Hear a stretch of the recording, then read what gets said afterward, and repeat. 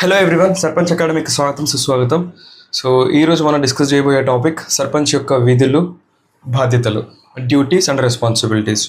So మనందరికీ తెలుసు, తెలంగాణలో పాత సర్పంచ్లు చాలామంది అప్పులు చేసి డెవలప్మెంట్ చేసి ఆ అప్పులు కట్టలేక సూసైడ్ చేసుకున్నారు.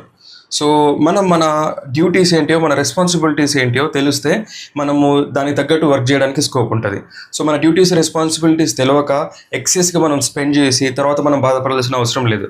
సో ప్రతి ఒక్కరు సర్పంచ్గా నిలబడే అభ్యర్థులు ప్రతి ఒక్కరు కంపల్సరీ సో మీ రెస్పాన్సిబిలిటీస్ ఏంటి, మీ డ్యూటీస్ ఏంటి, సో మీ పవర్స్ ఏంటి, అవన్నీ డీటెయిల్గా తెలుసుకుంటే డెఫినెట్గా మీరు ఒక సస్టైనబుల్గా సర్పంచ్ క్యాండిడేట్గా, ఒక సక్సెస్ఫుల్ సర్పంచ్ క్యాండిడేట్గా మీరు వర్క్ చేయడానికి స్కోప్ ఉంటుంది.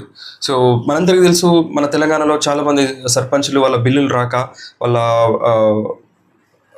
భార్యల బంగారు ఆభరణాలన్నీ పెట్టి డబ్బులు తీసుకొచ్చి ఖర్చు పెట్టి ఆ బిల్స్ రాక సూసైడ్ చేసుకున్నారు. చాలామంది భూములు ఉన్న వాళ్ళు భూములు అమ్ముకుని కట్టుకున్నారు, భూములు లేని వాళ్ళు సూసైడ్ చేసుకున్నారు.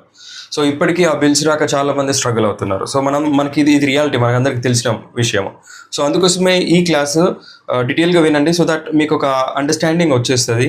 సో దాన్ని బట్టి మీరు ప్లాన్ ఆఫ్ యాక్షన్ చేయొచ్చు అన్నమాట. కరెక్ట్? సో అర్థమైందా? So let's get in to the class.